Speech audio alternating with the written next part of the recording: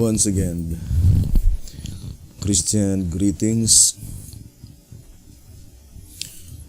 to all our valued listeners and viewers throughout the whole world. More particularly, to all Shepherd's Rod believers, and most especially to our beloved brothers and sisters in the United States of America. Special greetings to our brethren in Colorado,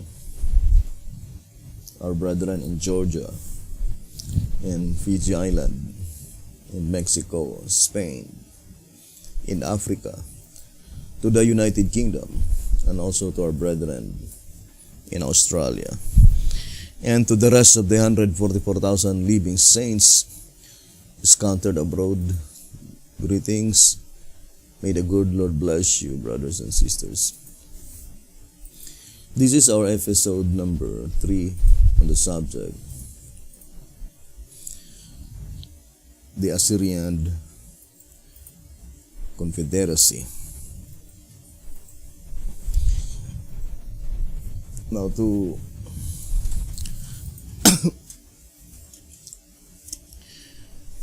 continue, let's read again answer number 5.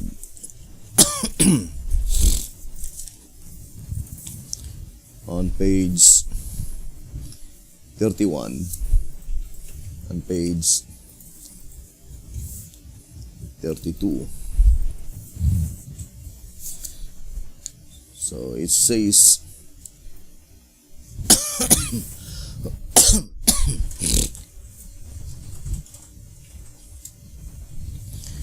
the tract does not by name identify the one who does it in pieces. Any conclusions, therefore, that may be deduced from one's analysis of its contents can only be inferential and therefore tentative. So this paragraph is not talking to Adolf Hitler, because Adolf Hitler is identified by the Shepherd's Rod by name. But it points out to the statement in the next paragraph saying, from current developments in the European theater of war, it does look as though Hitler is doomed. Despite this appearance, however, Nahum's prophecy analytically fits him. Although it is possible that someone else may yet come forth to carry the prediction to fulfillment. And this someone else is the one mentioned in the first paragraph, by which the Shepherd's Rod does not identify him by name.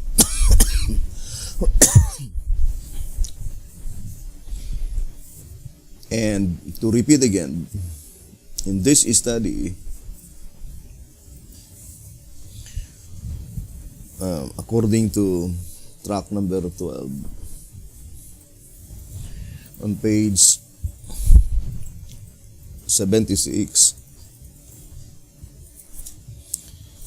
that it is not traceable by the grammatical law, but only by the logic of events.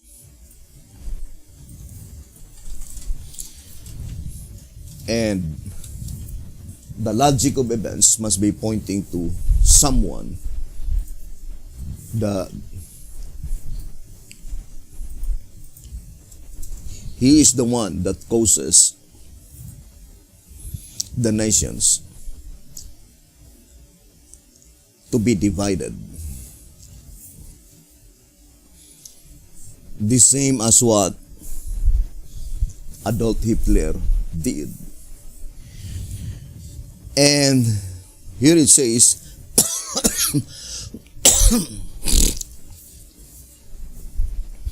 on page 32, saying, and if during this war, the prophecy does not meet its entire fulfillment, then it must be that the sealing of the saints is yet incomplete. The work of the message unfinished. The first fruits not ready to stand.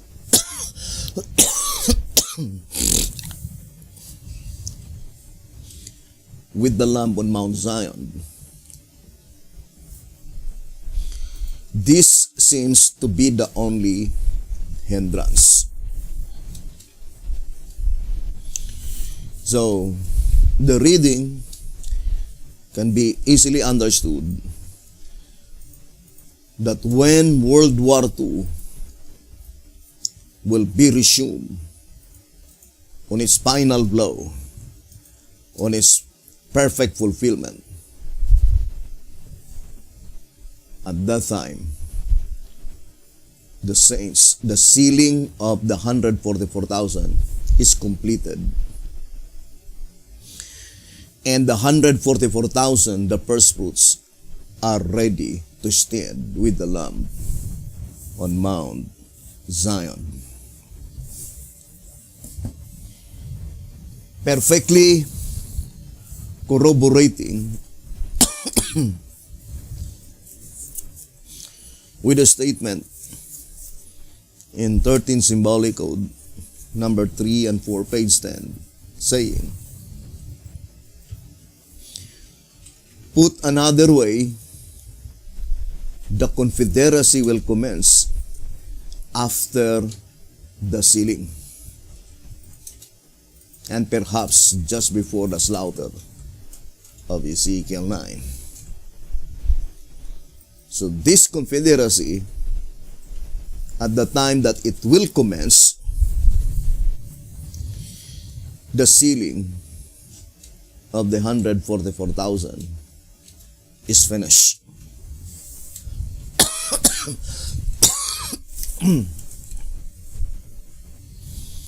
And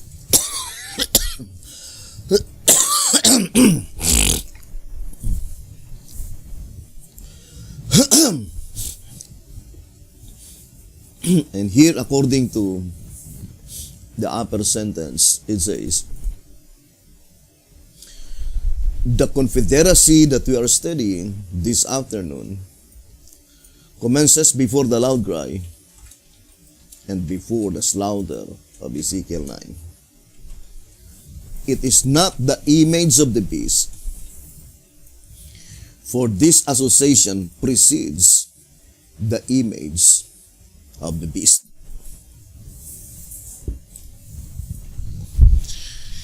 And to read again the old Symbolic Code, to Symbolic Code number 7 and 8, page 12. To Symbolic Code number 7 and 8, page 12, saying, will the churches unite before Ezekiel 9? Question. Will the nominal churches be united before the slaughter of Ezekiel 9 and before the loud cry of the third angel's message takes place?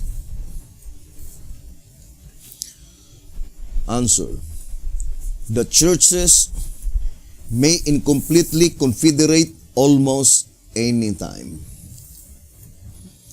So the shepherds used the term incompletely confederate, because we already explained that according to 13 Symbolic Code 3 and 4, page 10, it says, Moreover, it is in the time when the Christian nations are united that the woman, Babylon, will sit on the seven heads. Revelation 17 verse 9. Depicting also the union of the churches under Babylon. 13 Symbolic Code 3 and 4, page 10. So according to the voice of inspiration, the Confederacy will commence at the time when the woman sits on the seven heads. But here in 2 Symbolic Code 7 and 8, page 12, the voice of inspiration used the term incompletely confederate.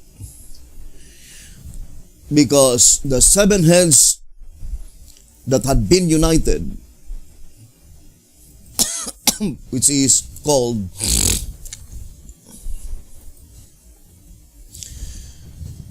the Confederacy, is pertaining to all Sunday keeping Christians, or all Sunday keepers in the United States of America. Now let us read again 2 Symbolic Code 7 and 8, page 12. The churches may incompletely confederate almost any time. The reason that it is incomplete confederation because only Sunday keepers. The complete confederation includes Sabbath keepers. Now let us read again 2 Symbolic Code 7 and 8, page 12.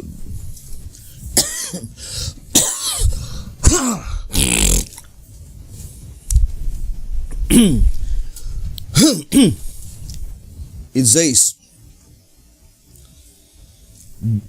the churches may incompletely confederate almost any time, but the union of church and state, so the union of church and state, the image of the beast. So the union of church and state, which is the image of the beast.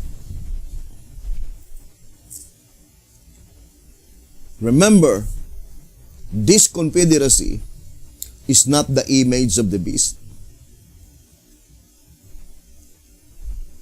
And this confederacy precedes the image of the beast. And here the Jefferson says in 2 Symbolic Code 7 and 8, page 12. But the union of church and state, the image of the beast, will take place only after the investigative judgment of the dead is completed.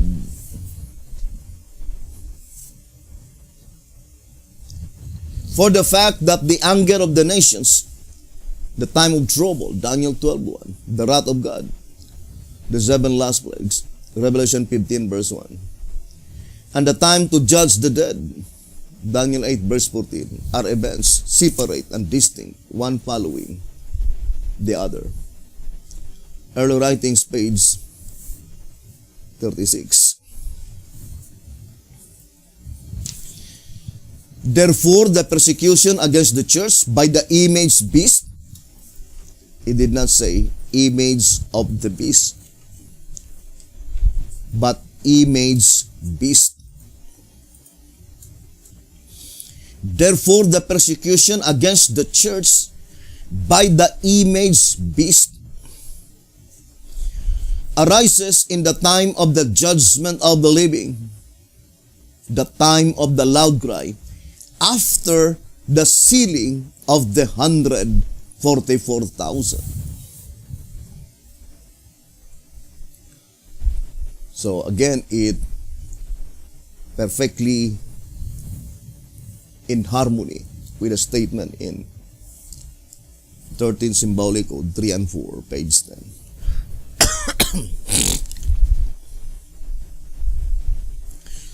So, in this reading, we can immediately discern that this confederacy image, or the confederacy that precedes the image of the beast, will take place before the investigative judgment of the dead is finished.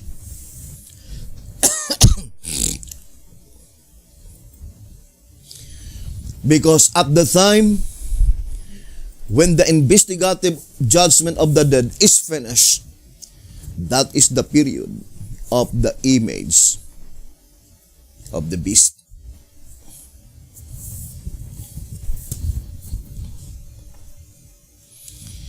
Now, I would like to make a simple illustration.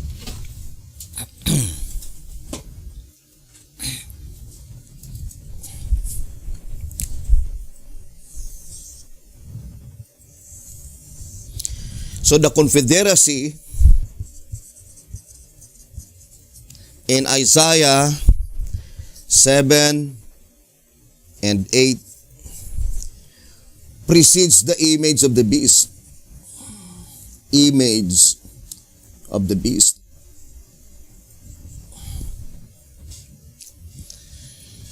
And the image of the beast take place after the investigative judgment of the dead is completed, meaning finish.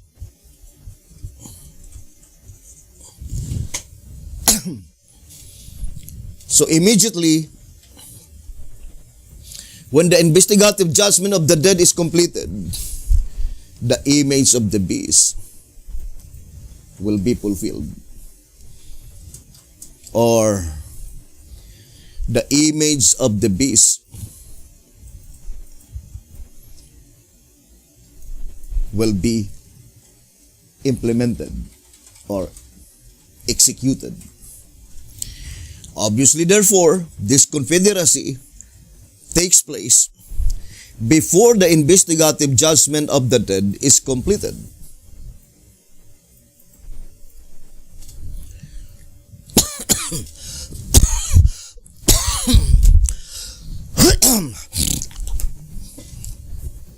Now, I would like to read to you Bible commentary.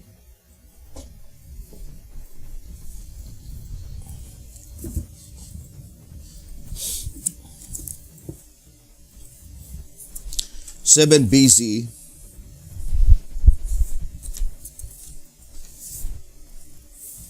may I read?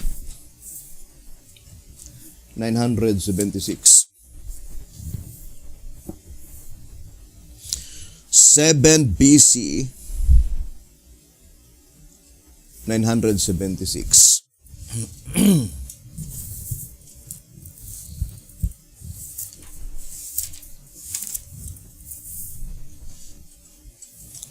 So, let's read. It says, "The Lord has shown me clearly." So, it is very clear. God showed a vision to the prophet. 7 BC, 976. "The Lord has shown me clearly that the image of the beast will be formed before provision closes. For it is to be the great test for the people of God, by which their eternal destiny will be decided. Revelation 13:11-17. This is the test that the people of God must have before they are sealed. All who prove their loyalty to God by observing His law and refusing to accept a spurious Sabbath will rank under the banner of the Lord God Jehovah and will receive the seal of the living God. Those who yield the truth of heavenly origin and accept the Sunday Sabbath will receive the mark of the beast. 7 BC, 976. Who are they? The people by which, in order for them to receive the seal of the living God, they must pass first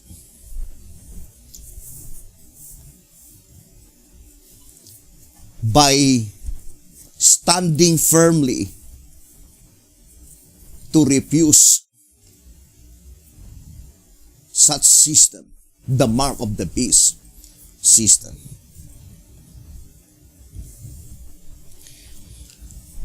Now, I would like to read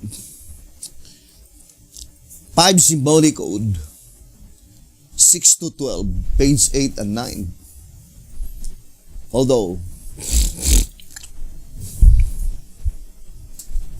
I will no longer read all the paragraphs, but we will post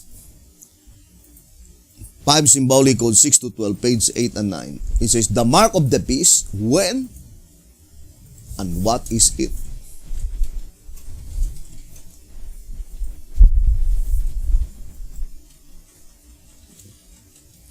It says, thus those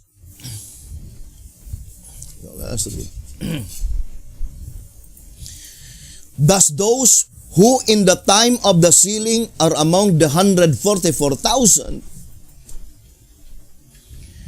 and who do not receive the mark of God, according to Ezekiel's vision, are to be tested not by the image of the beast, but by their attitude toward the abominations in the church.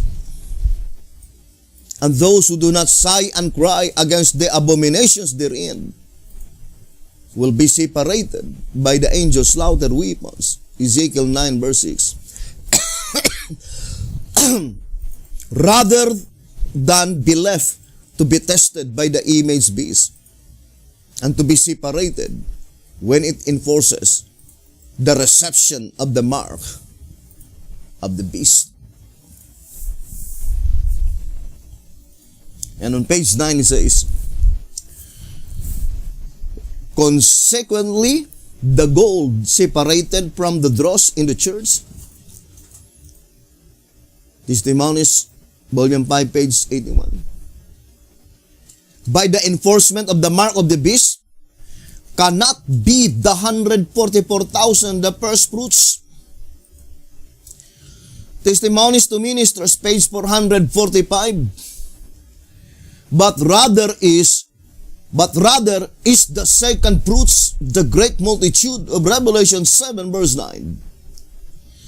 To whom after the sealing of the 144,000 will come the test of choosing between the commandments of God and the commandments of man. The mark of the beast constitutes homage to the image of the beast. In compliance with his commandments, just as the mark of God, Ezekiel 9 verse 4 and 6, constitutes homage to God in compliance with his commandments.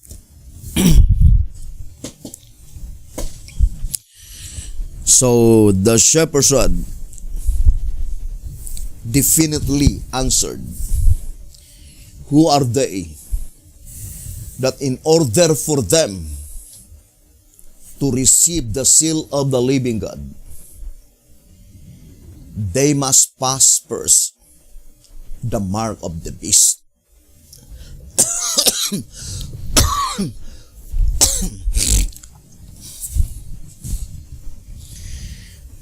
In that instance, then we can easily discern that during the loud cry to the great multitude, to the constituent of the great multitude,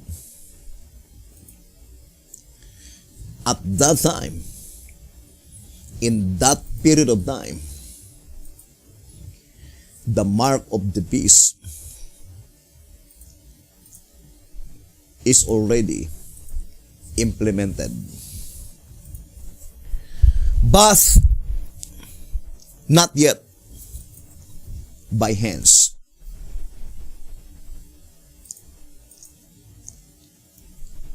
It was illustrated, implemented,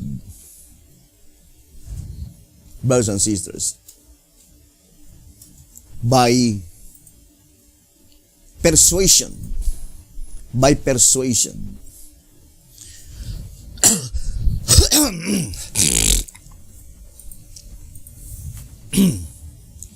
Now let us read again.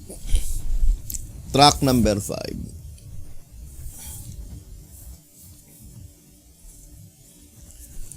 $110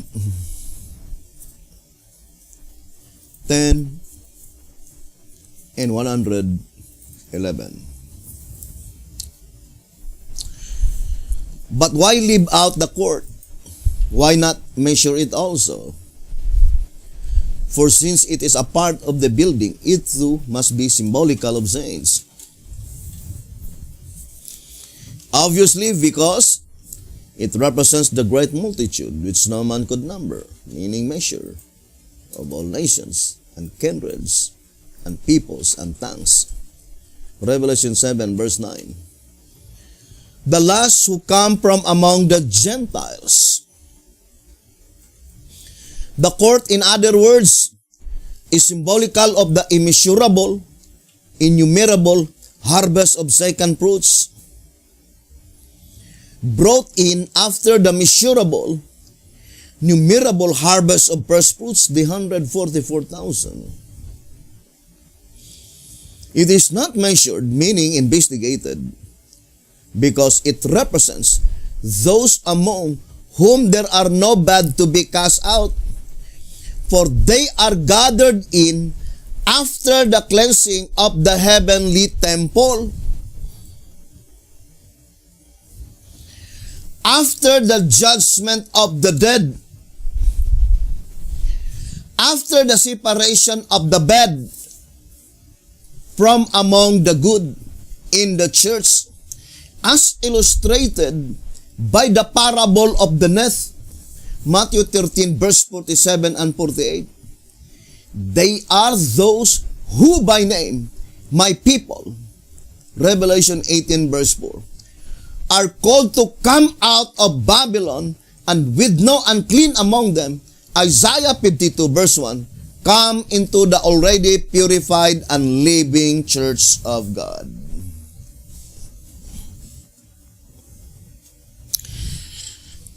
Now,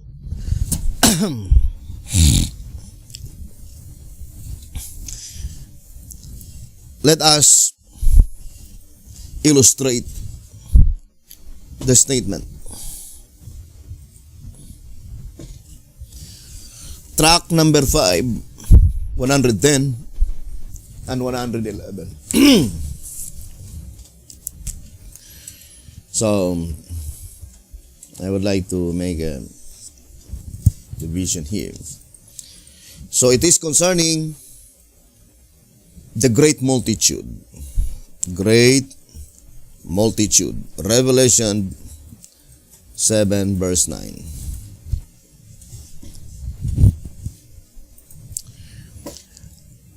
The question is, why is it that they are no longer measured?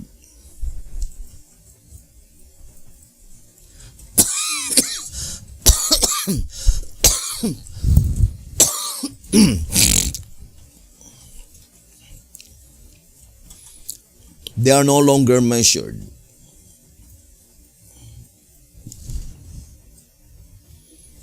The answer is that because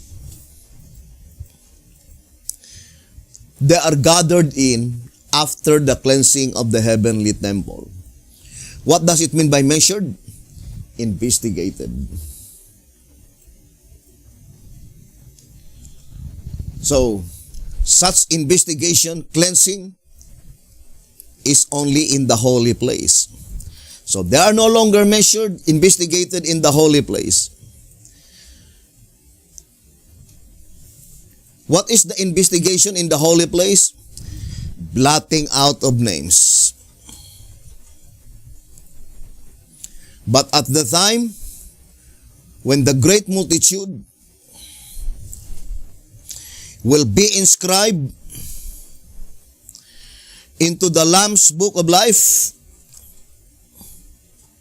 not sealed with 7 seals, it is after this Lamb's book is completely cleansed.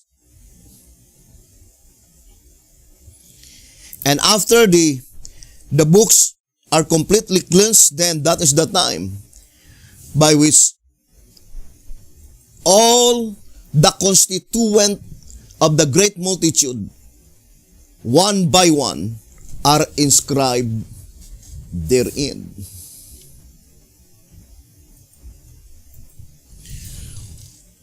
But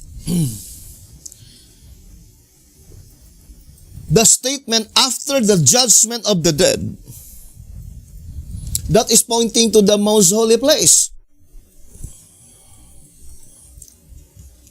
Most holy place. After the judgment of the dead.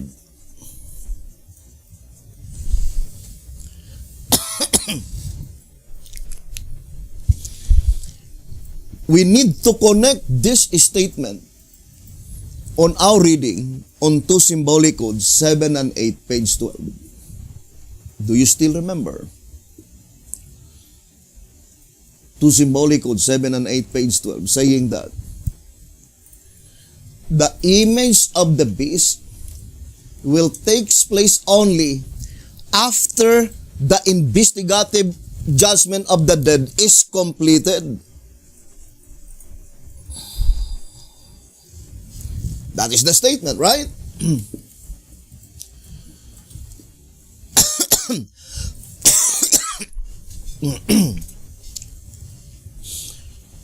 So, the statement in 2 symbolic code 7 and 8, page 12, saying that the image of the beast will take place only after the investigative judgment of the dead is completed.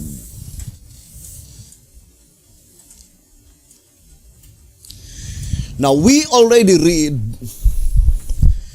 in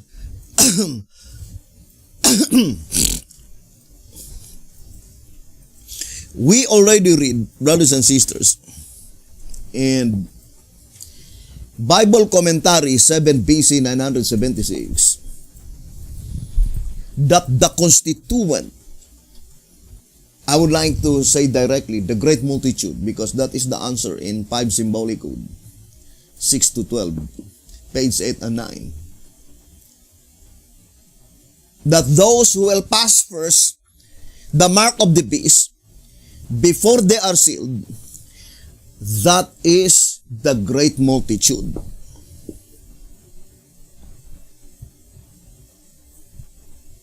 So I would like to repeat again. According to 7 BC 976,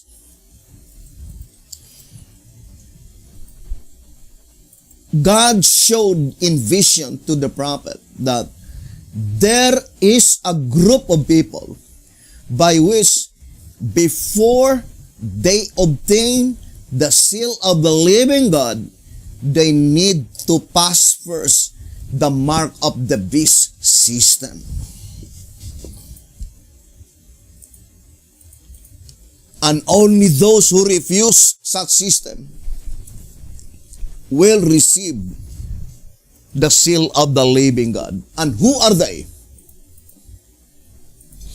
We already read in 5 Symbolic Code, 6 to 12, page 8 and 9.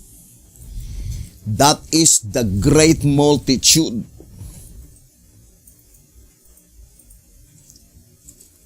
So, the statement here in 5 Symbolic Code,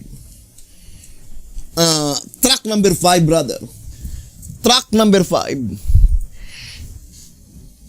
page 110 and 111, are two distinct and separate events.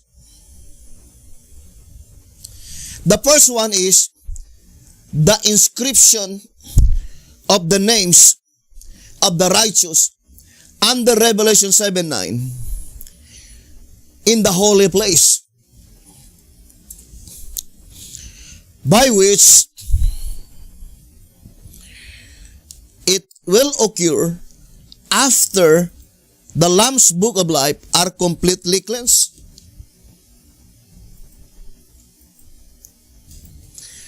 And it is called the gathering in the heavenly sanctuary.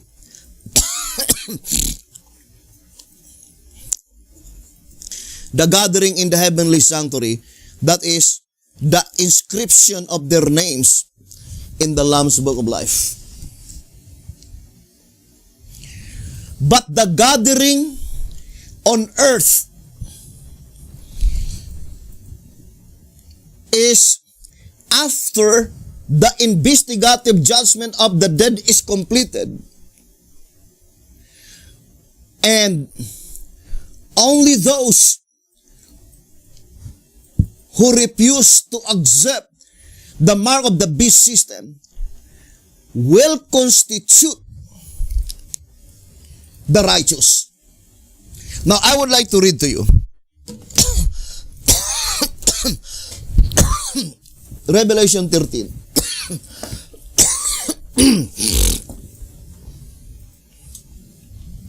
Verse 8.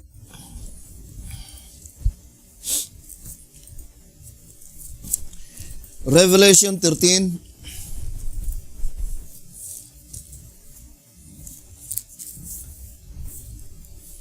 verse 8. And all that dwell upon the earth shall worship him whose names are not written in the book of life of the Lamb slain from the foundation of the world.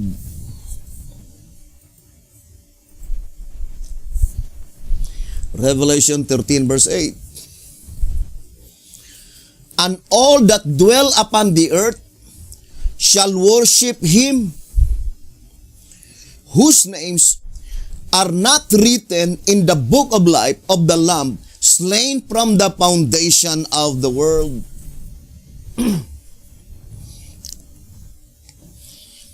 Now, I would like to explain first that the great multitude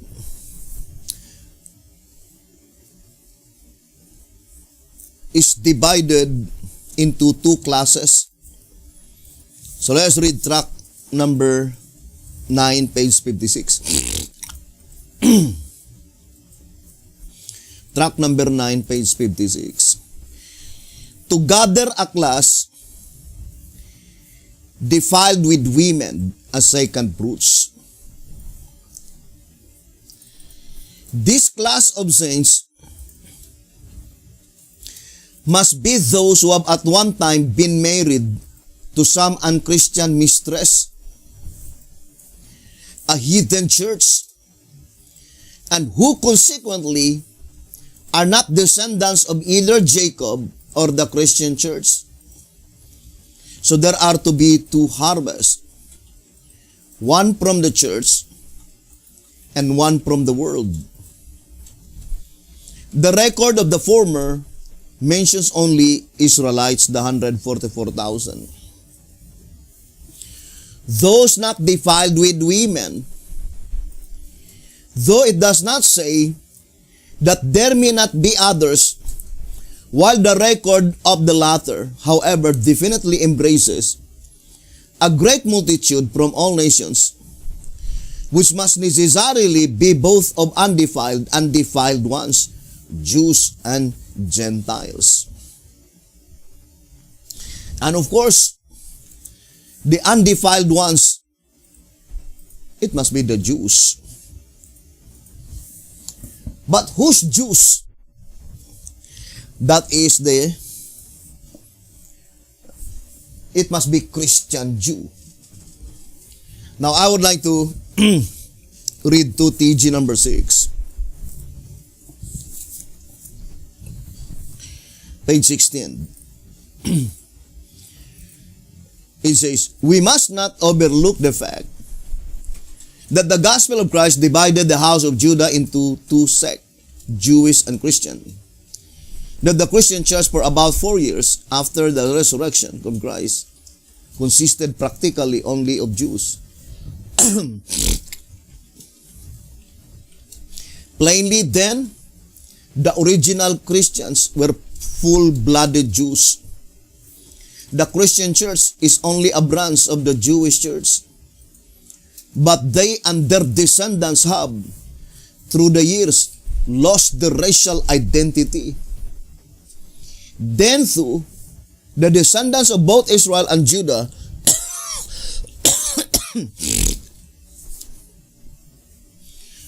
who through the years of captivity lost their identity as did the Jews who embraced Christianity, according to prophecy, must also have greatly multiplied. Plainly then, many who are taken as Gentiles are but unidentified descendants of ancient Judah and Israel and the Jewish Christians. The Christian church herself is, as we have seen, a Jewish Christian church. So, there are two classes of the great multitude by which both of them are Sabbath keepers. And the other, or I would like to categorize the constituent of the great multitude. Sabbath keepers, Sunday keepers, and the non-Christian. Because the great multitude is taken from all nations. Revelation 7 verse 9.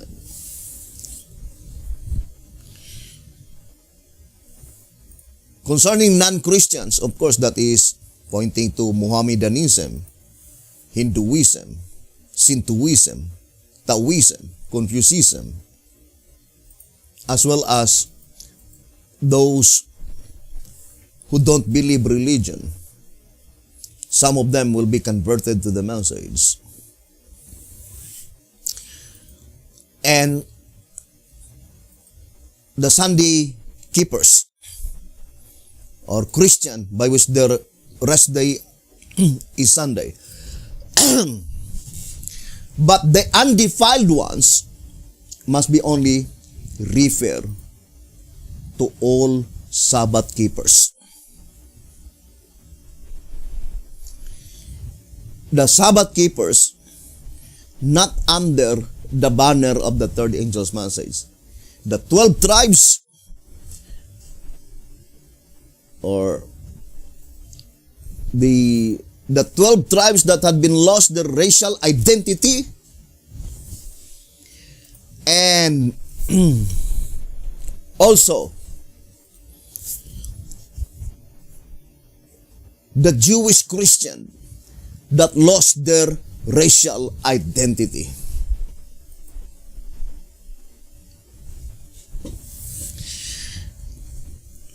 Now, it's easy to understand, brothers and sisters, in this study,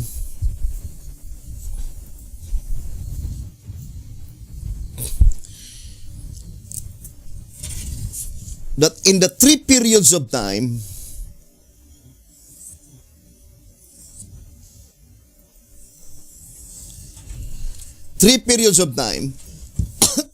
Great Tribulation,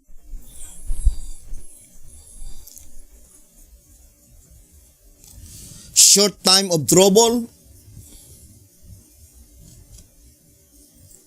or little time of trouble,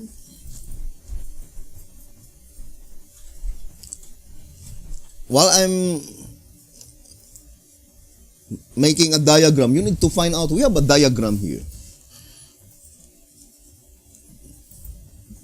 Great time of trouble.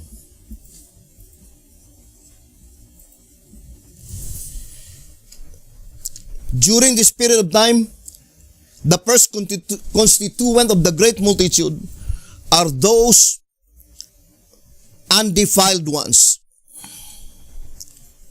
Undefiled ones. All of them are Sabbath keepers.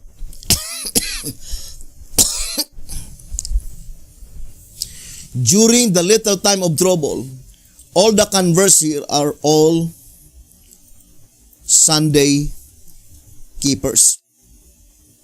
Or in other words, all of them are Christians, but Sunday keepers. And during the great time of trouble, the one that will be converted is all non-Christians. Brothers and sisters. So, that is how God divided the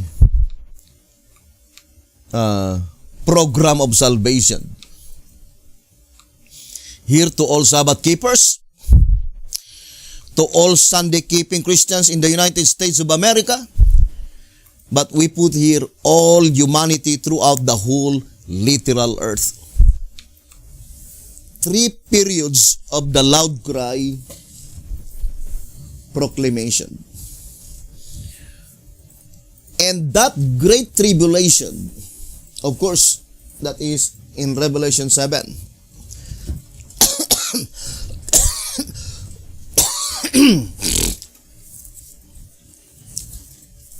Verse 14.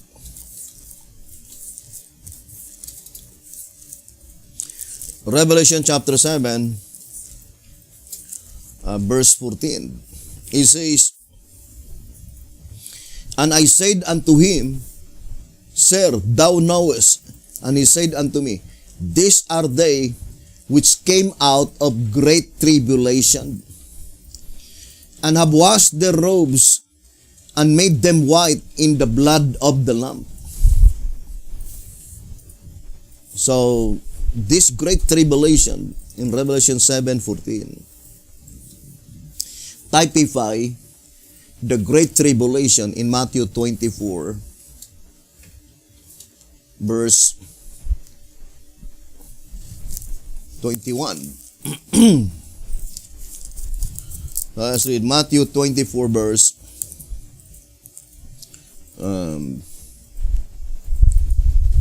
21. For then shall be great tribulation, such as was not since the beginning of the world to this time, no, nor ever shall be. By which during that time, there are saints to die.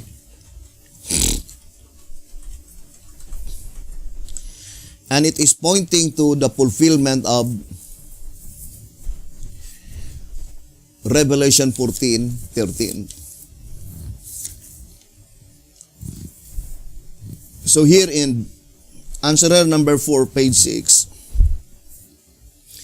prophesying of the great tribulation, Christ forewarned that it would be a time of persecution, privation, and death to the saints, and that they should therefore flee into the mountains to save their lives, lest there should be no flesh be saved. Also in track 15, page 60. So let's read track number 15, page 60. The difference between the great tribulation, such as was not since the beginning of the world, Matthew 24, verse 21, and the time of trouble, such as never was since there was a nation, Daniel 12:1, is that during the great tribulation, the saints are slain, Matthew 24, verse 21 and 22, whereas during the time of trouble, they are delivered, Daniel 12, verse 1. Delivered from what? Delivered from death.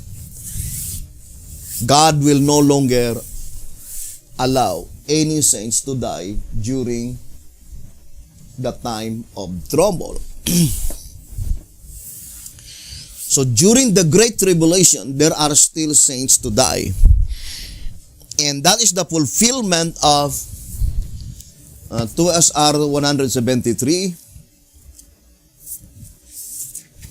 It says, blessed are the dead which die in the Lord from henceforth. Yea, saith the Spirit, that they may rest from their labors, and their works do follow them. Revelation 14, verse 13, which die from henceforth, that is from the commencement of the loud cry. So this is already the commencement of the loud cry to the great multitude. But there are still saints to die. It says, thus the word declares that some of the saints will be laid in the grave even during the time of the harvest, the loud cry. We quote from Counsels on Health, page 375, many will be laid away to sleep before the fiery ordeal of the time of trouble shall come upon the world. So this is the period of the great tribulation, by which there are still saints to die, and the great tribulation follow immediately after the 144,000 are completely sealed. Therefore, that is the commencement of the loud cry to the great multitude. Now, let's read 1SR 219. It says, and I heard a voice from heaven, 1SR 219, and I heard a voice from heaven saying unto me, right, blessed are the dead which die in the Lord from henceforth. Note that after the sealing of the 144,000, after the sealing of the 144,000, there would be some who would die in the Lord, meaning saved. That is Revelation 14:13. For the scripture reads, from henceforth, meaning from the time this company was sealed. 1SR page 219. Now, and that is the evil time mentioned in Isaiah 57:1. So I would like to illustrate. So this is the period of the great tribulation.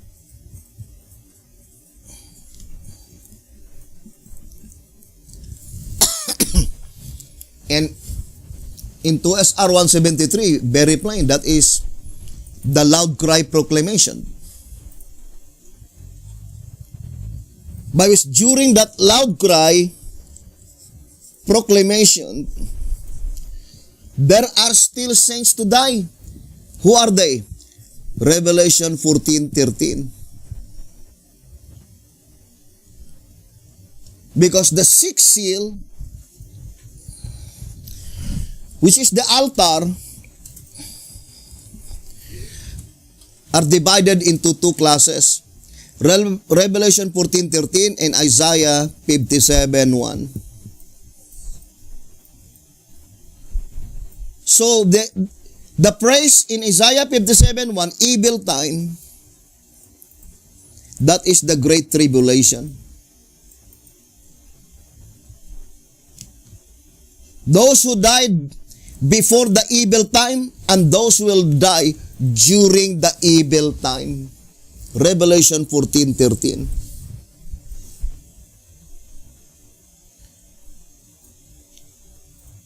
When Revelation 14:13, the constituent of Revelation 14:13 will die, after the sealing of the 144,000, after the sealing,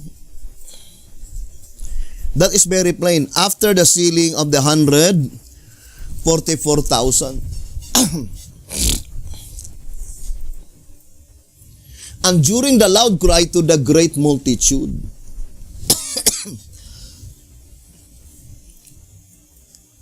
So, during this loud cry proclamation to the great multitude,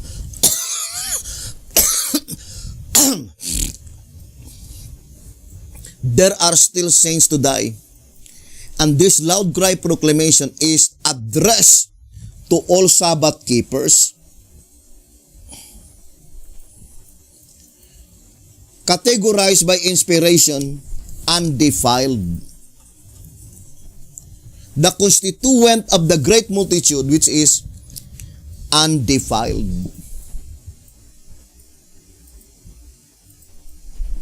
The 12 tribes, literal Israel, and then the modern Israel, Sabbath keepers, by which they were not under the banner of the third angel's message, and at the same time, they were not the 12 tribes, literal Israel.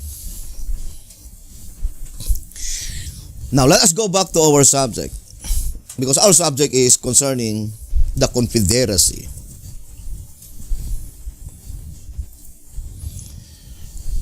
So, to comprehend it clearly,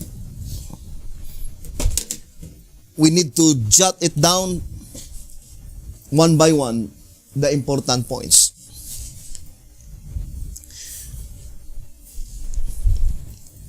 So I would like to put a question: what Confederacy? So please follow. What Confederacy? The answer is the Confederacy in Isaiah 7 and Isaiah chapter 8. So the Confederacy in Isaiah chapter 7 and Isaiah chapter 8. Second, when this Confederacy will commence?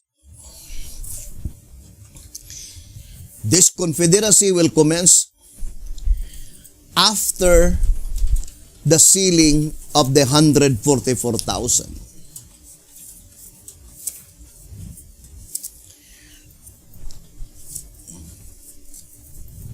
Because that is very plain, right? In 13 Symbolic Code number 3 and 4, page 10. Put another way, the Confederacy will commence after the sealing. Of course, the sealing mentioned here could not be the sealing of the great multitude. Why? Because this Confederacy precedes the image of the beast.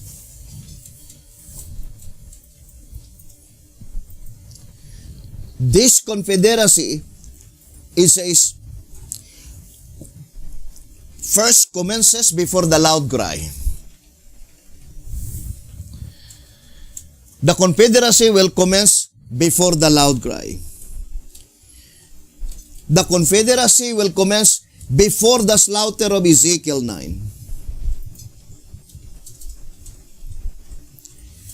The Confederacy is not the image of the beast. This Confederacy precedes the image of the beast. This Confederacy will commence after the sealing of the 144,000. This Confederacy will commence at the time when the woman sit on the 7 heads. Revelation 17, verse 9.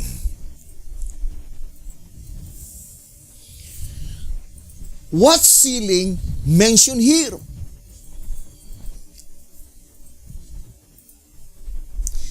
Remember, brothers and sisters, the image of the beast immediately takes place after the investigative judgment of the dead is completed. It did not say, after the investigative judgment of the dead was completed, but inscribed in present occurrence, plainly indicating that immediately after the investigative judgment of the dead is completed,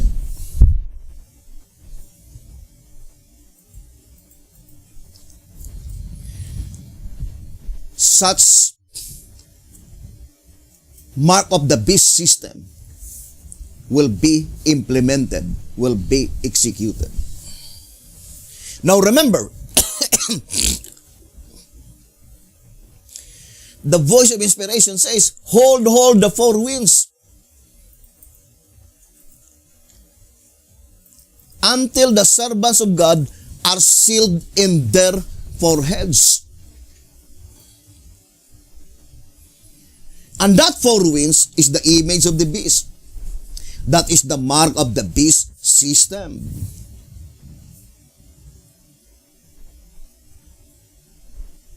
Now, in this study, I would like to prove to you that this statement is absolutely perfect.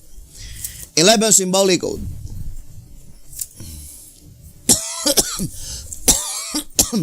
Let's read. 11 symbolic code, I think number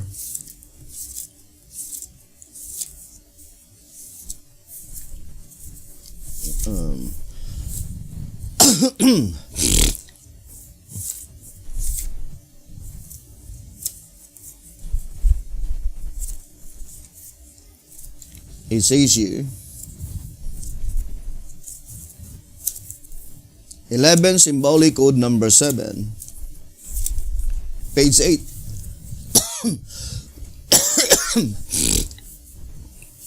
It says here,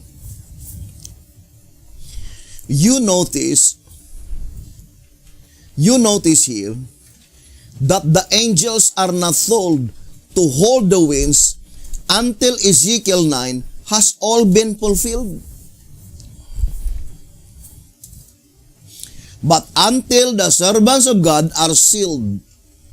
Therefore, if there is any intervening time between the close of the sealing and the slaughter of Ezekiel 9, there is a possibility that the winds could start blowing during that time.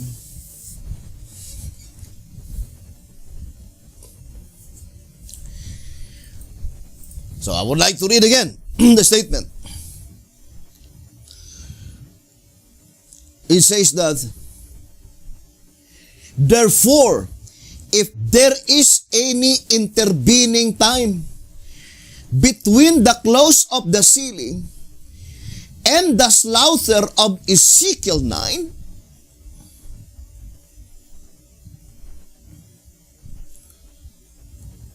so it points out to the close of the sealing and the slaughter of Ezekiel 9. Let us study closely the occurrences, or as God hath promised unto us, I will show unto thee the things that will shortly come to pass. Revelation 1 verse 1.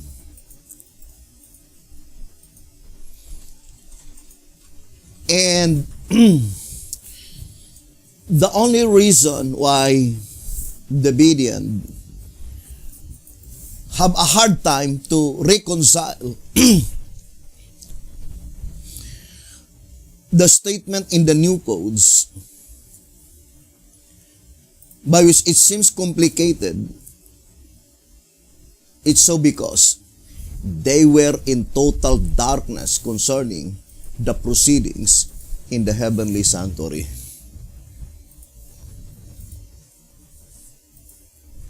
That is the only reason. They have no knowledge that the sealing that takes place in the heavenly sanctuary precedes the sealing that takes place on the earthly sanctuary.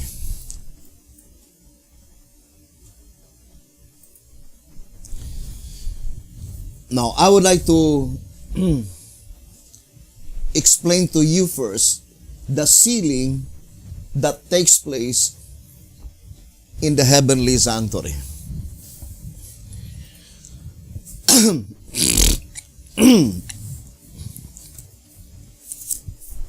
Now let us read 2SR 184. So let us read 2SR 184 so that we could comprehend it clearly. What the shepherd's rod teaches.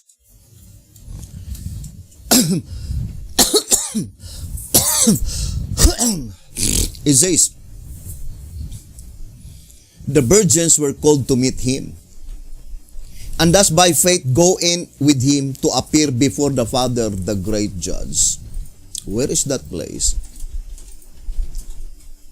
that we will meet God the Father, or together with Jesus Christ?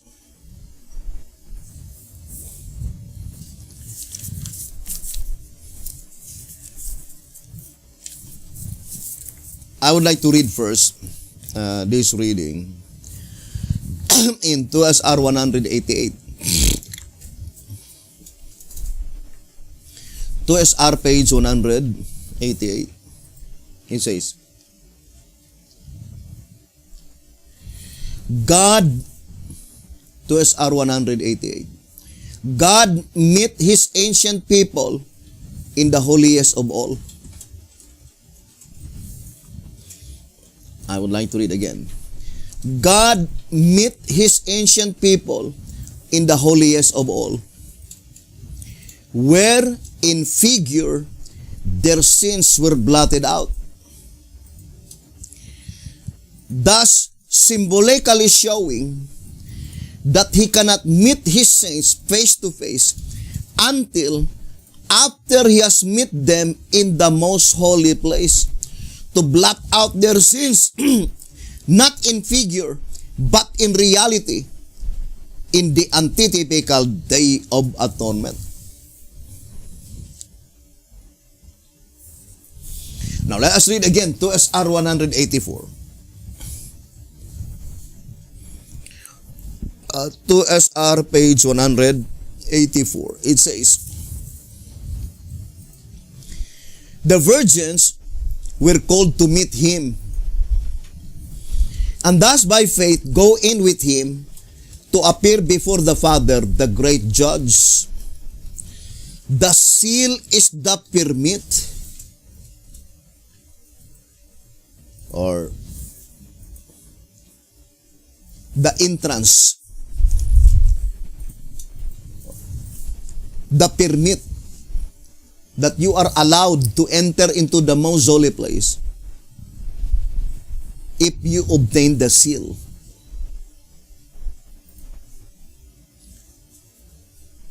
It says the seal is the permit. It places their names in the Lamb's book of life.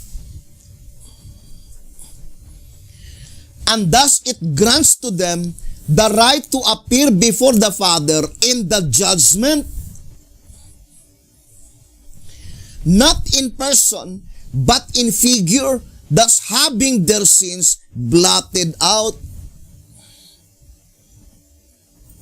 Matthew 24 verse 36 and 50 are description of the same event. Watch therefore, for ye know neither the day nor the hour wherein the Son of Man cometh. Matthew 25 verse 13. This has reference to the time of the judgment and not of his coming to earth. For the saints shall know the day and hour of Christ's coming in the clouds to receive the redeemed, as it shall be announced by the Father shortly before his coming. Great Controversy 640.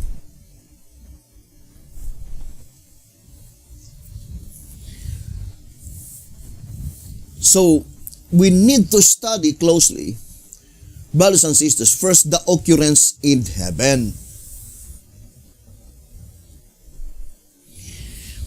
And this reading in 13 Symbolic Code 3 and 4, page 10, saying, put another way, the Confederacy will commence after the sealing. What sealing mentioned here? Is it the sealing in the heavenly sanctuary or the sealing on the earthly sanctuary?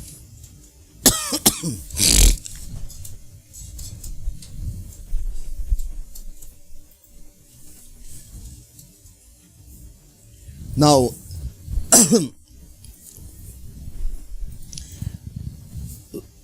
let us study closely, brothers and sisters, the sealing that takes place in heavenly sanctuary and the sealing that takes place on the earthly sanctuary. Which will come first? The sealing in the heavenly sanctuary or the sealing on the earthly sanctuary? Which will come first? Now, let me read to you here in early writings.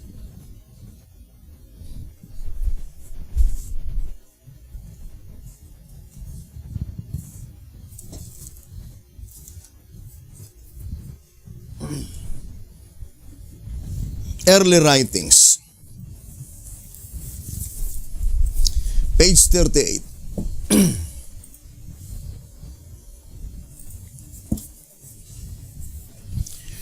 I saw 4 angels who had a work to do on the earth and were on their way to accomplish it. Jesus was clothed with priestly garments. He gazed in pity on the remnant, then raised his hands, and with a voice of deep pity cried, my blood, Father, my blood, my blood, my blood. Then I saw an exceeding bright light come from God, who sat upon the great white throne. What is that throne by which God the Father is sitting? The great white throne.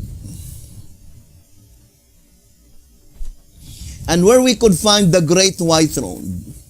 Revelation chapter 20, verse 11. Now let us read again the statement here, page 38. Then I saw an exceeding bright light come from God, who sat upon the great white throne, and was shed all about Jesus. Then I saw an angel with a commission from Jesus, swiftly flying to the 4 angels who had a work to do on the earth and waving something up and down in his hand, and crying with a loud voice, Hold, hold, hold, hold, until the servants of God are sealed in their foreheads. I asked my accompanying angel the meaning of what I heard and what the four angels were about to do. He said to me that it was God that restrained the powers and that he gave his angels charge over things on the earth. That the four angels had power from God to hold the four winds, and that they were about to let them go. But while their hands were loosening, and the four winds were about to blow, the merciful eye of Jesus gazed on the remnant that were not sealed. And he raised his hands to the Father and pleaded with him that he had spilled his blood for them. Then another angel was commissioned to fly swiftly to the four angels and bid them hold until the servants of God were sealed with the seal of the living God in their foreheads. Why is it that Jesus called them remnant in spite of the fact by which at that time they were not as yet sealed?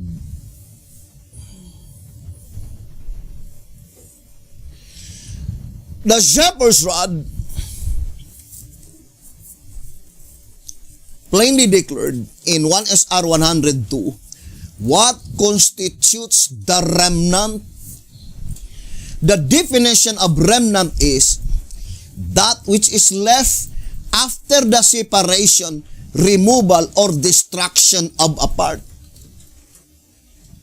But for sure, they are called remnant because they are the ones by which their names had been left written in the Lamb's book of life, according to the shepherd's rod. 1 TG number 6, page 38. So let us read. It says, only the holy ones, those whose names are left written in the book, escape the destruction that falls upon the wicked in the church.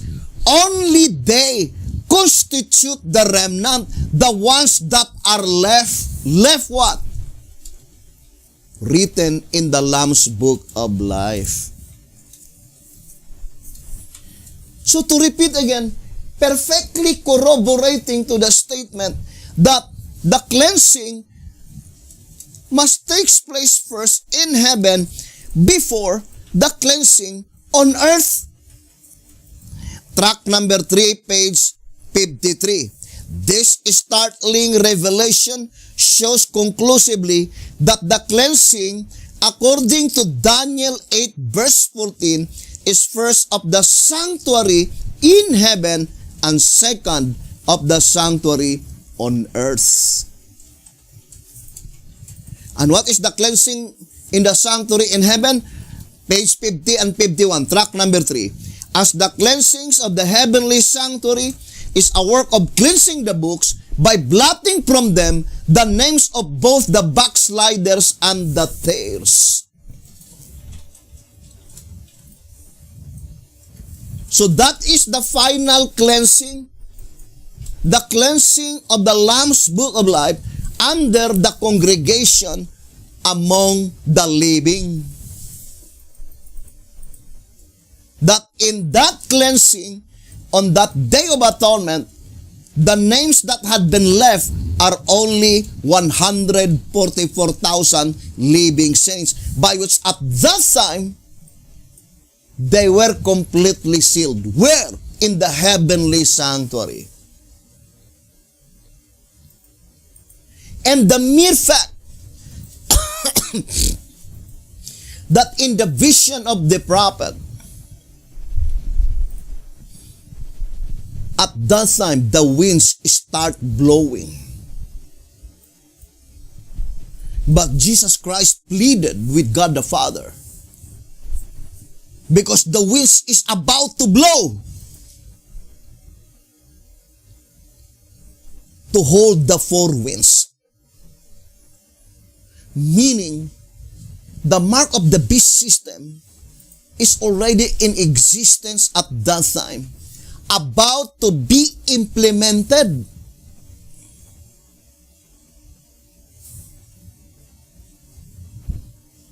But Jesus Christ pleaded to God the Father. Where?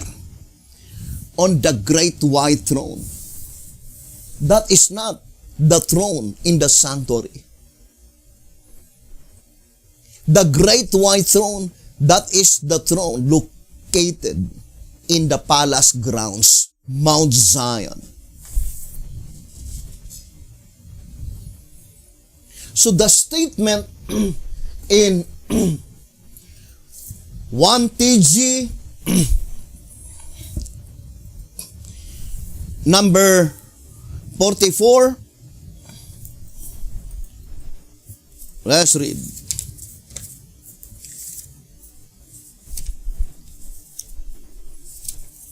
Number 42 rather. 1 TG number 42 on page 4. It says, here we are told that the Lord or God the Father will continue thus to speak, not for the sake of the world, but for the sake of the church, so that she may eventually stand on Mount Zion with the Lamb, that he will thus continue until the righteousness thereof go forth as brightness, and the salvation thereof as a lamp that burneth. 1 TJ 42, page 4. So, the significance of such illustration can be easily understood, brothers and sisters, that God the Father is tremendously earnest to see the work finished. And God the Father continually speak to the 144,000 living saints so that their names will not be blotted out.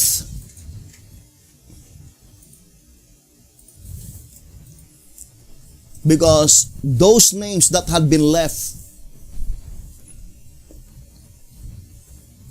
they are the only ones by which Jesus Christ will brought into the presence of God the Father in the palace grounds, sitting on the great white throne.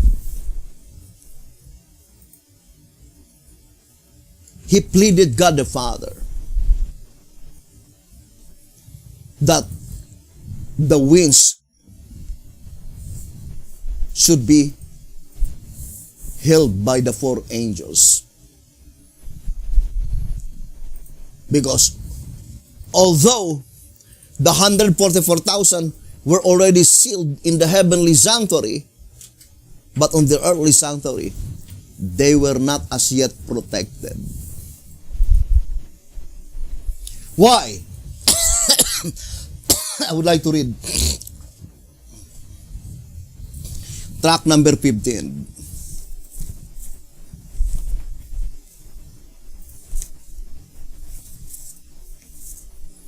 It says, page 61, seeing that the 144,000, the servants of God, are not as yet sealed, not yet enclosed, protected, guarded, and ready to take their stand with the Lamb on Mount Zion, but rather are still commingled with the tails. The angels are commanded to forestall the clash.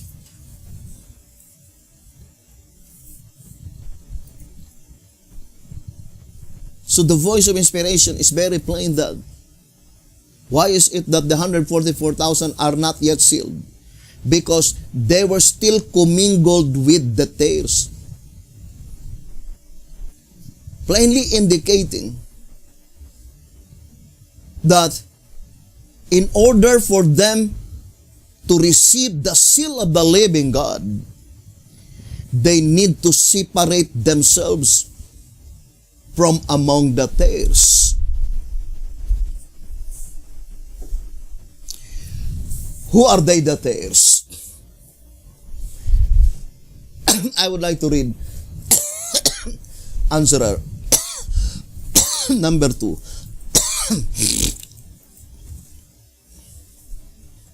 Page 47. Flood and tares are figurative equivalents. Answerer number 2, page 47. Flood and tares are figurative equivalents. Who are they, the flood? 2TG 24:24. Since flood and tares are figurative equivalents, he says, let us read. This flood against which the ever-living church is struggling to make headway is, we are told, to be swallowed by the earth. It is to be done away with as were the self-appointed prophets in Moses' day. Namely, Korah, Dathan, and Abiram, princes of the assembly, famous in the congregation, men of renown. Number 16, verse 2. This and all their followers and sympathizers perish. So, there are 3 entities mentioned here. This, pointing to the false leadership. Pointing to the appointed ministry. And in our study, represented by Ishmael. Ishmael is also firstborn, but fleshly born.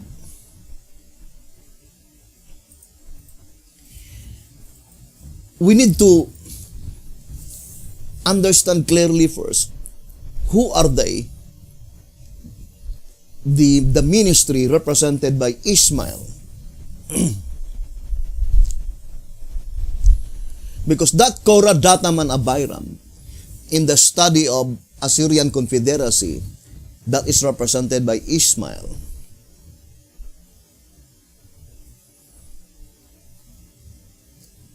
So, the divine command, if you still remember, in Numbers,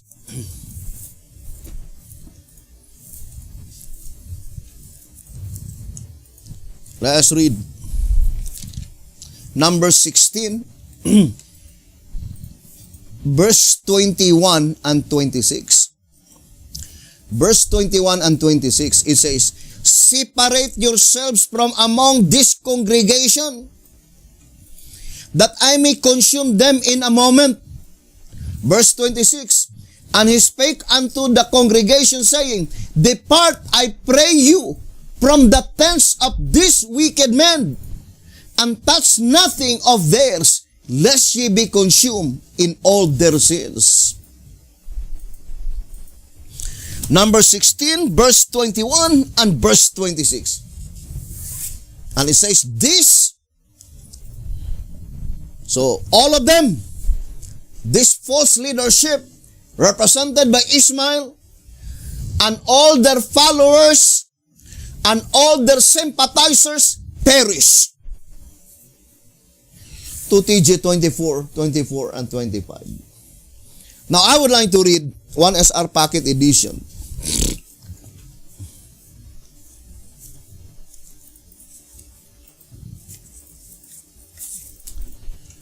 One SR Packet Edition, page 63. It says, Ishmael, I would like to read the upper portion. Isaac, the firstborn son, through promise, through the will of God, can only represent a class of ministers who are placed in that holy office through the promise spiritual birthright, born again, divinely appointed. Ishmael too, being Abraham's firstborn son, but not through legal marriage or promise, he circumstantially represents a class of carnal ministry who are led to that office not through spiritual birthright and a call from the Lord of the vineyard, but only through favorable opportunity. And what is that favorable opportunity? That is the time that they were waiting when the heavenly called founder died. They immediately voluntarily came to the front, then organized. That is carnal ministry. The divinely appointed ministry, the shepherds had called it pre-existent. What does it mean by pre-existent? There is a time prophecy, divinely appointed. Before it did exist, it was already predicted beforehand. For example, the Seventh-day Adventist Church. I would like to apply that statement. I would like to read first, track number 14.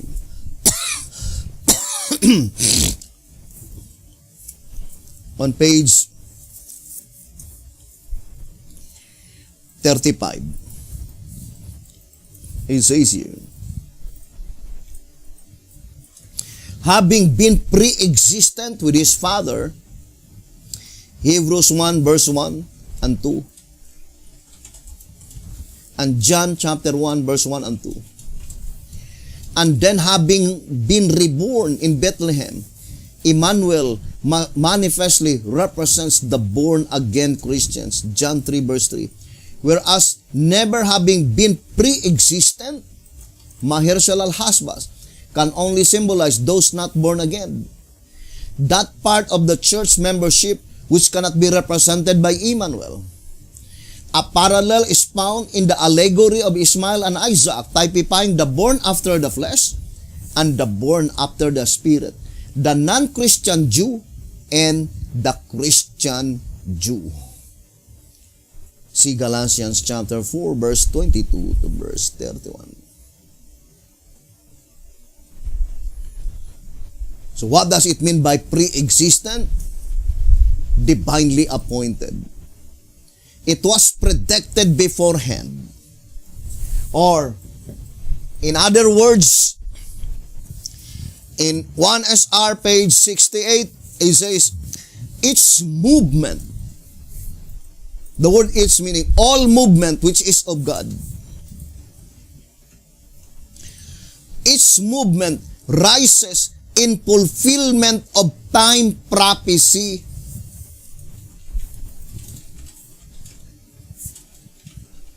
So there must be time prophecy of the existence of that movement.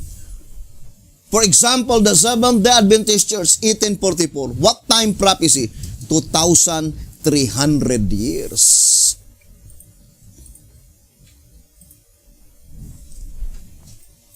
Now let us read. 2SR.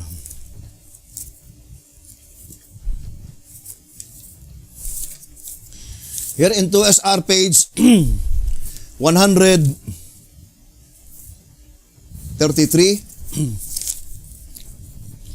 it says, this unquestionable evidence proves that the movement that arose in 1844 is God's true church and divinely predicted.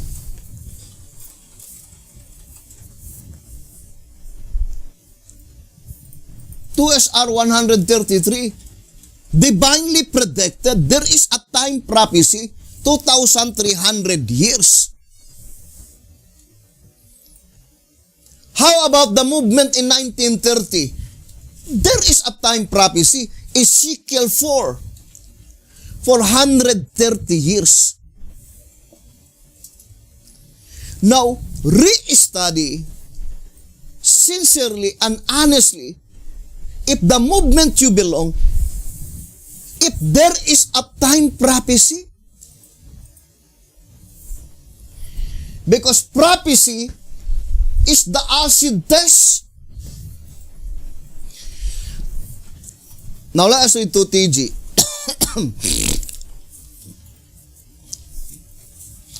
2TG 24, page 15. It says, here we are told that prophecy, a vision, is the acid test by which to judge purported Bible truth. That is, if the thing is not in prophecy, if there is no vision of it found in the writings of the prophets, then there is no truth in it. Yes, the visions of the prophets are to be our vision if we must be preserved. Of course, the truth mentioned here is present truth. Because all movements, there is truth. According to early writings 124. But the truth mentioned is present truth. If the movement you belong, there is no time prophecy of its existence, study closely. Brothers and sisters, when does such movement did exist? And then, if that movement exists in that period of time, then try to study. Is there any time prophecy on that year by which such movement came into existence? If there is no time prophecy, then it cannot be of God. Because all the movement which is of God is pre-existent. There is a time prophecy, brothers and sisters. So that is very important. Although,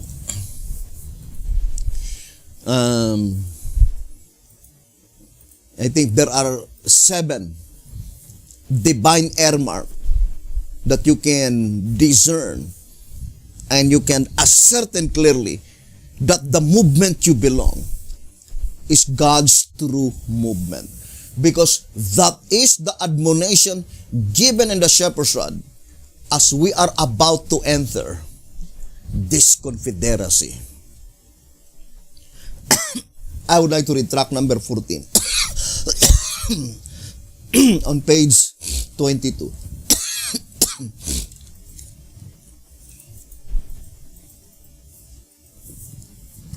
It says here in prophetic utterance is not only a promise to purify the church when modern Assyria is being crushed, but also a suggestive statement as to what constitutes meat in due season for men today. And as to what movement they are to enlist in if they would make sure of salvation. You want to make sure of your salvation? You need to study closely. You need to ponder deeply. You need to closely investigate what movement you are to enlist in.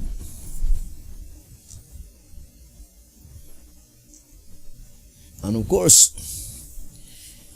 the only movement that you are to enlist in must be the movement recognized by Jesus Christ as His, not by name. Brothers and sisters, some decided to join that movement because because of the name. That is wholesale deception. Brothers and sisters, all movements, brothers and sisters, that they base their conclusion and decision by name, you will fail. Because that's what the devil did. But the voice of inspiration, not by name. Brothers and sisters, I remember the statement in Desire of Ages. Here in Desire of Ages on page, let's read.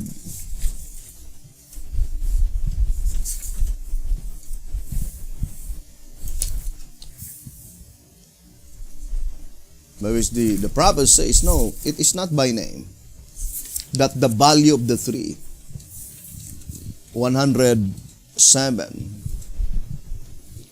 it says,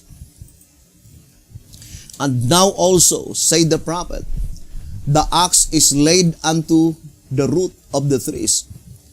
Therefore, every tree which bringeth not forth good fruit is hewn down and cast into the fire. Not by its name, but by its fruit is the value of a tree determined. The tree represent leadership. It says not by name, but by its fruit.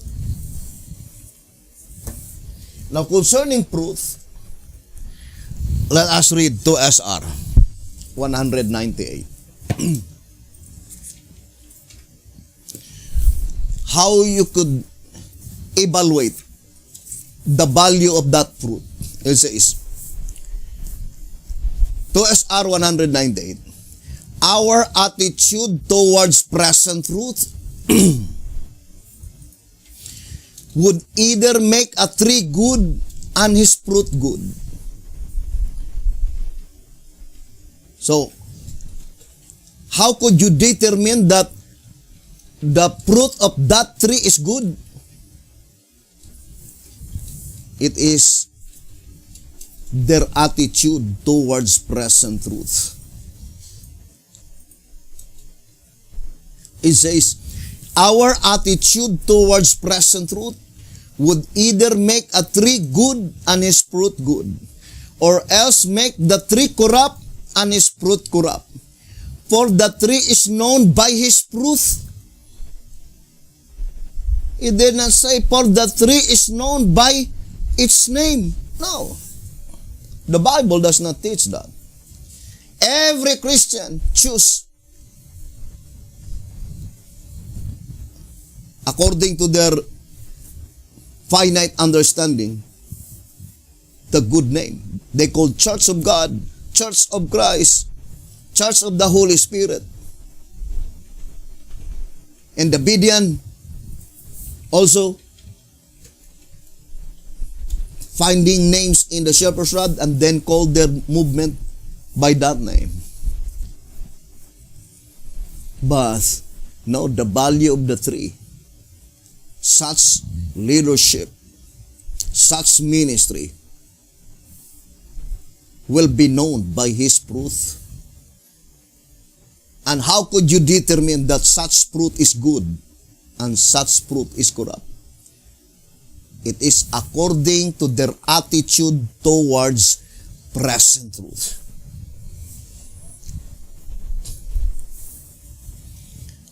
Now let us focus for a while. What is our attitude to present truth? Does our attitude towards present truth is the same with the Seventh-day Adventist Church? The typical Laodiceans?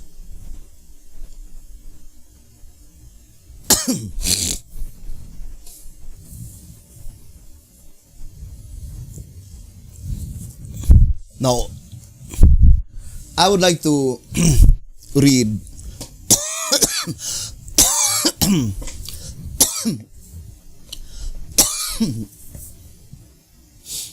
track number 14.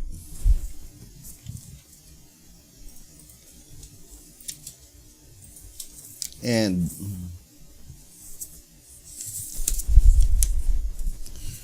hoping that God would help us, brothers and sisters. Here in track number 14, on page, I think that is 38.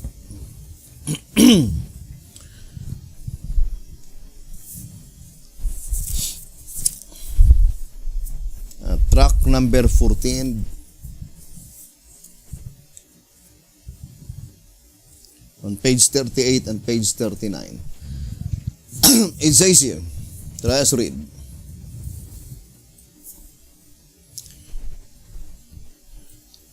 Track number 14, page 38 and page 39. Hence the Christian, so it says here, and I think that is already on page 39. Page 39. It says here, he's the Christian who would truly know his God and his church. And to make it more clearer, I would like to elaborate more by saying,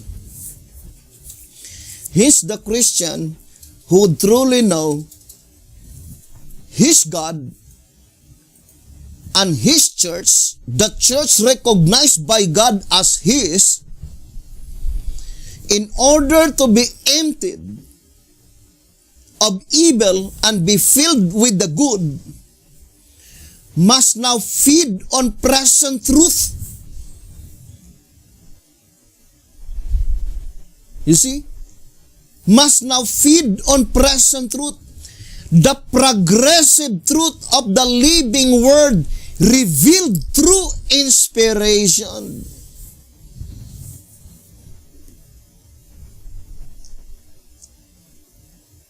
So that is very plain here in track number 14, page 39. You want to be empty of evil and choose only the good? You need to be fed on present truth. The progressive truth of the living word revealed through inspiration.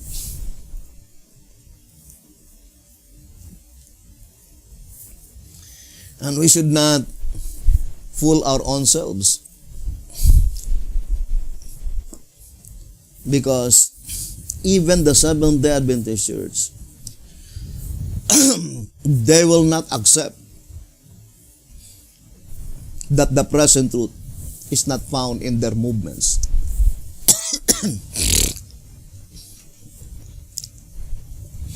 That is the attitude of Laodicea. Increase with goods and have need of nothing. While in reality, they were destitute of the fresh truths cometh from the throne of God.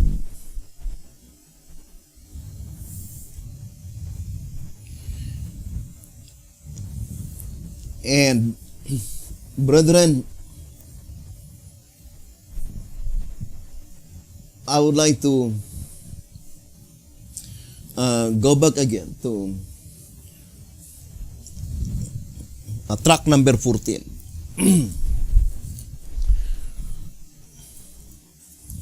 Track number 14 on pages 5 and 6.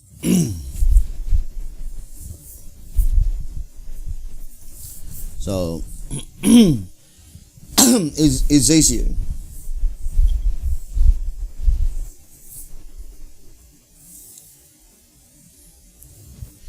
two powers are seen rising in their might against each other.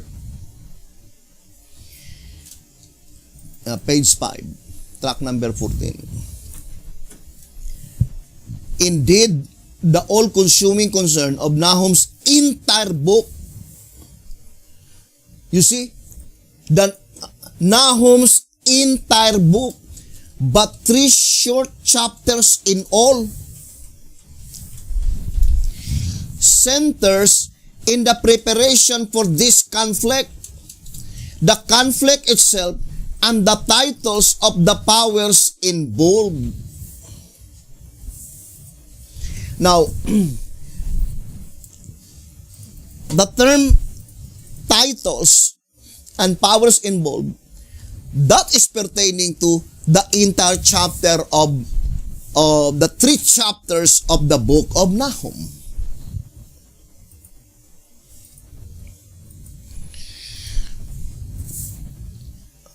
Now, let us honestly and sincerely study Nahum chapter 1. So we need to begin on chapter 1, the first 15 verses on the book of Nahum. Now, I would like to read verse 1. Nahum chapter 1 verse 1. The burden of Nineveh, the book of the vision of Nahum the Elkoshite. God is jealous, and the Lord revengeth. The Lord revengeth and is furious. The Lord will take vengeance on his adversaries and reserveth wrath for his enemies. Who are they? The adversaries of the Lord. Now first, I would like to read track number 6.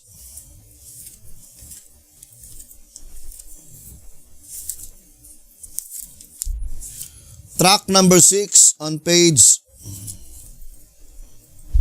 26. Track number 6, page 26. Brother, sister, upon each of us squarely falls the momentous responsibility of deciding whether we will choose to follow the prophets of God in both the Old and New Testament periods, or to join God's adversaries who advocate uninspired interpretation of the scriptures, and who along with all their sympathizers will, if they continue in their evil course, become guilty with the juice of the shed blood of the prophets. So who are they? The adversary of the Lord? They are those who advocate uninspired interpretation of the scriptures according to the voice of inspiration. And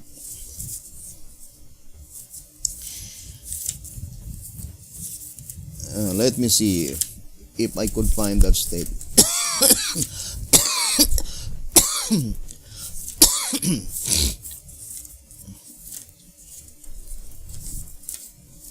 Now let us continue on Nahum chapter 1.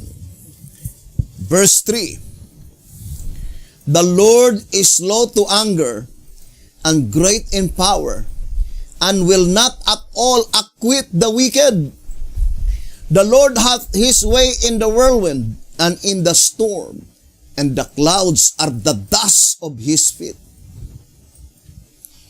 He rebuketh the sea, and maketh it dry, and dried up all the rivers. Bashan languisheth, and Carmel. So Bashan languisheth, and Carmel languisheth, and the flower of Lebanon languisheth.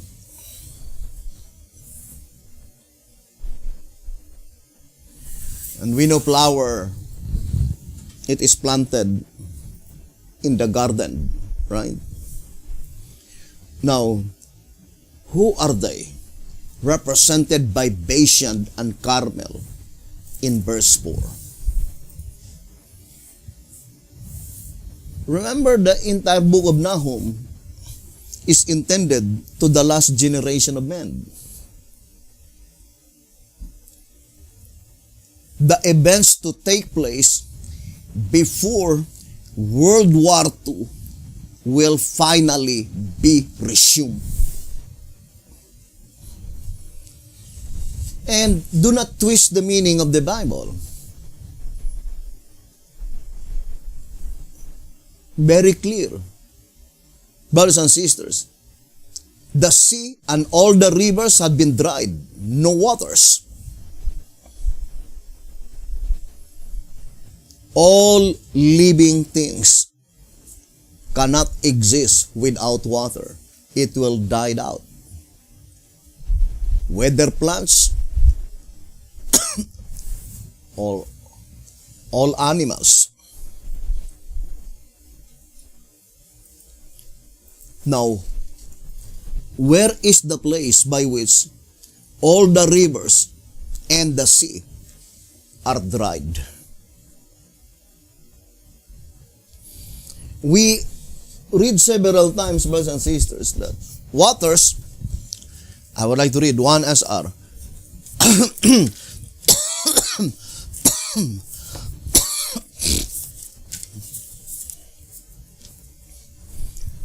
1 SR 123. It says, Christ referred to water as a symbol of everlasting life. John 4 verse 14. Christ referred to water as a symbol of everlasting life. The meaning of the symbol of drinking the water with the barley cakes is that souls were to be saved by its new truth, the Spirit of life.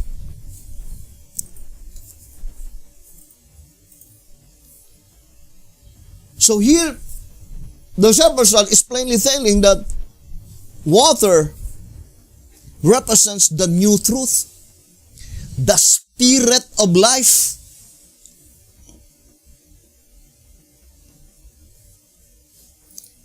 What is the new truth? Present truth. In tract number 3, page 9, it says, always man's greatest test, and one which has ever involved almost an instantaneous decision, has been in the unrolling of the scroll, in the eclipse of a past message, by a new one, present truth. What is the new truth? That is present truth. Now, what is our attitude towards present truth? Or how do we categorize such truth as present truth?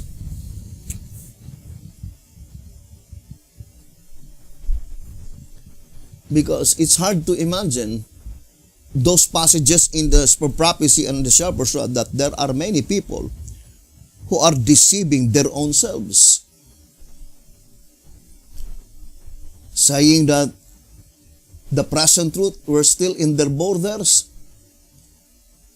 while in reality they were dying spiritually. Think it thoroughly, brethren. Now, there must be a specific group of people mentioned here, represented by Bashan and Carmel. Brothers and sisters, who are the Bashan mentioned here, by which unsuccessful, dying spiritually, because there is no present truth. All the rivers dried, the sea dried, there is no more water. By which the shepherd's rod says in 1 SR 123, water represent the new truth, the Spirit of life. So through the shepherd's rod, we can easily understand that the statement, there is no more water, both to the sea and the rivers, all of them, it did not say some of the rivers, but all the rivers dried up. All the rivers and also the sea. And because of that, Bashan languished. Not only Bashan, but as well as Carmel. And not only Carmel, but as well as the flower of Lebanon languished.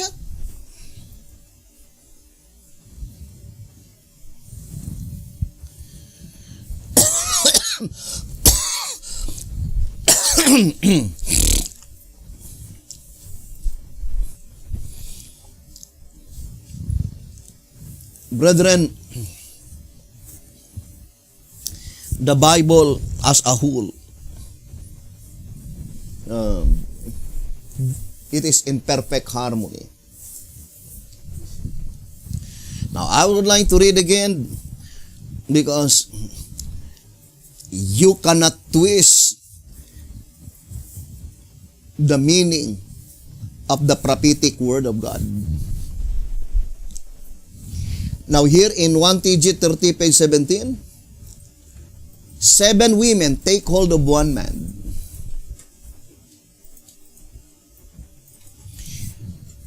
Let's read Isaiah 4 verse 1. In that day, 7 women shall take hold of one man, saying, we will eat our own bread and wear our own apparel. Only let us be called by thy name to take away our reproach.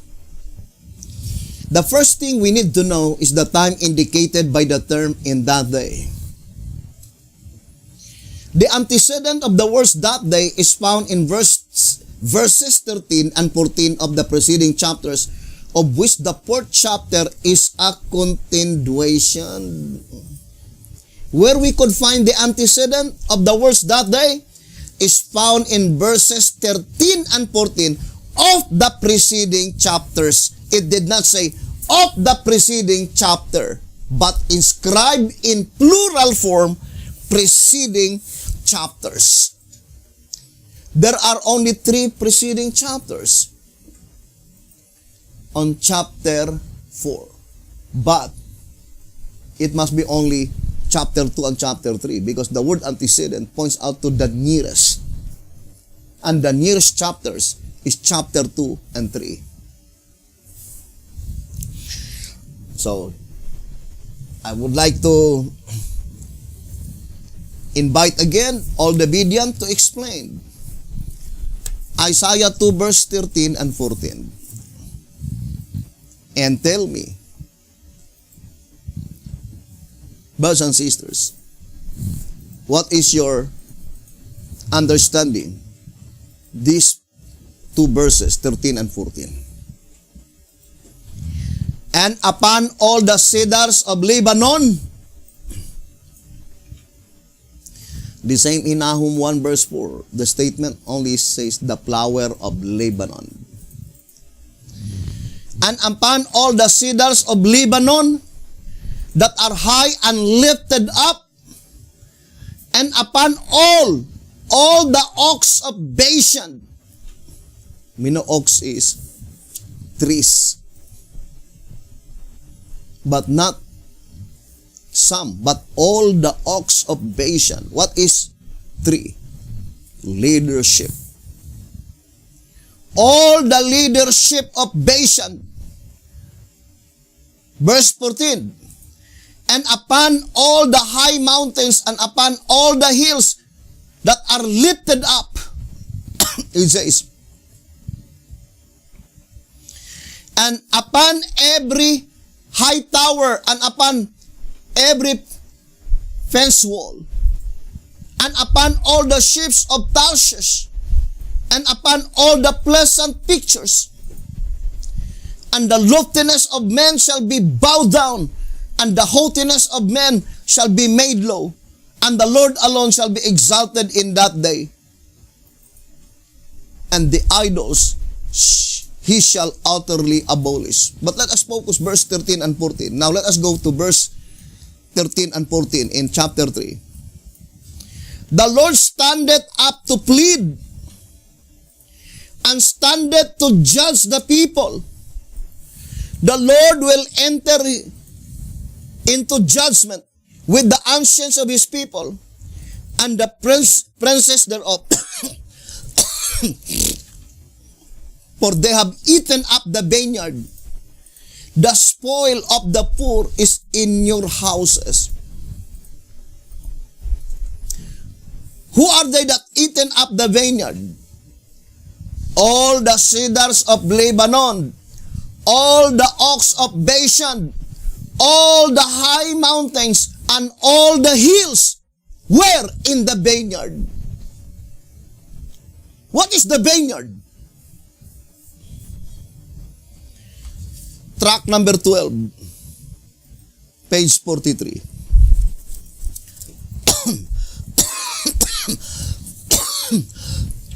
It says, to begin with, we see from the scripture that the woman left her vineyard, homeland, Palestine. What is vineyard? Palestine. Also in the next paragraph, it says, 3.5 years after Christ's resurrection, the church left Palestine, vineyard. What is vineyard? Palestine. Now, here in 1SR, page 158.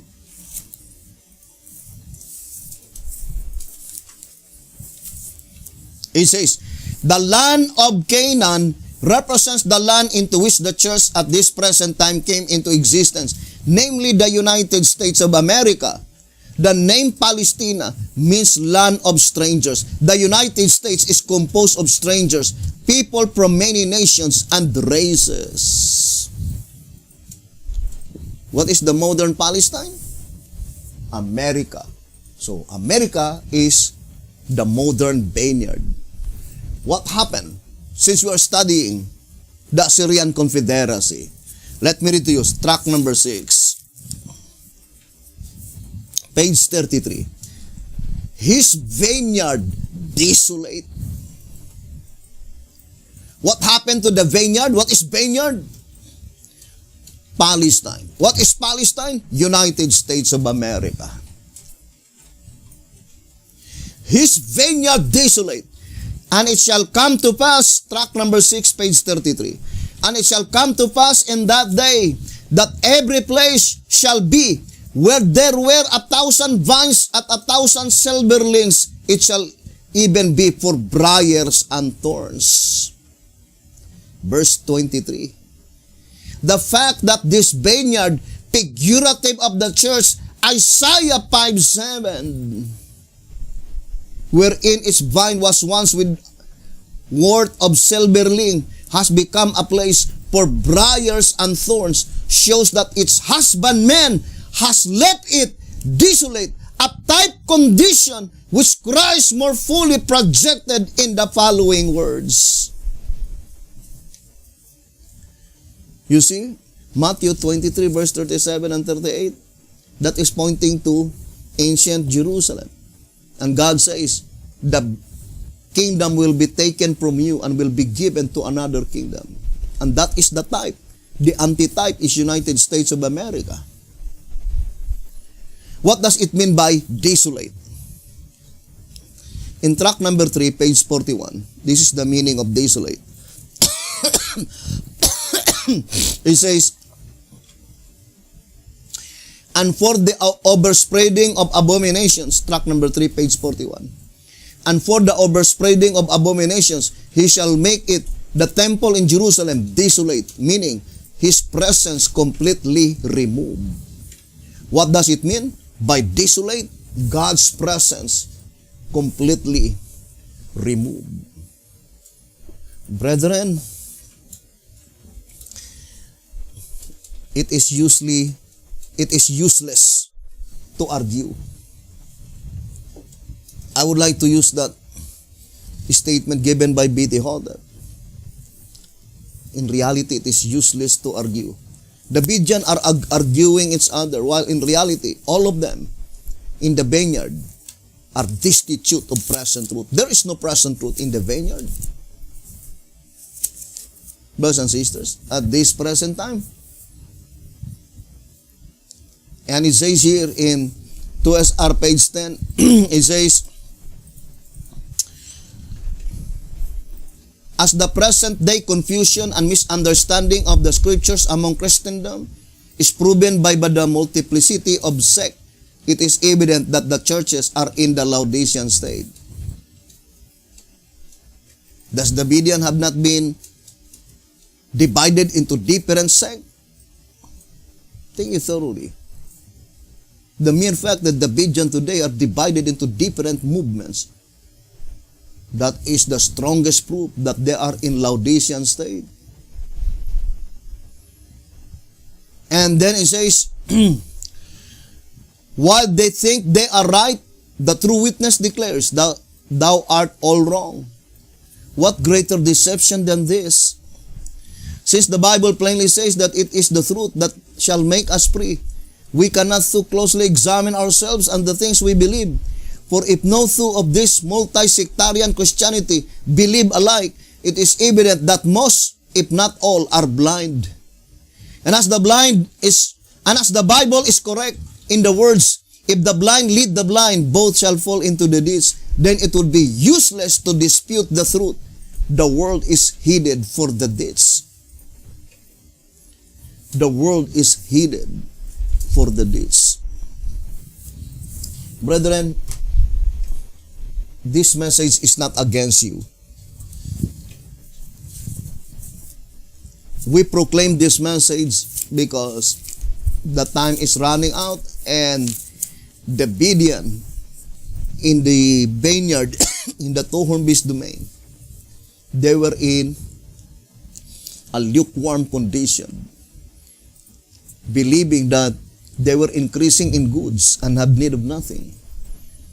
While in reality, the Bible, the Spirit of prophecy, and the shepherd's rod is very plain.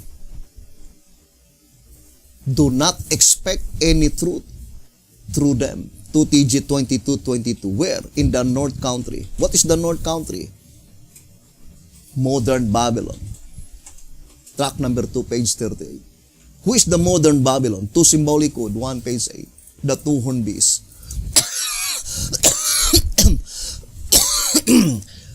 That statement cannot be applied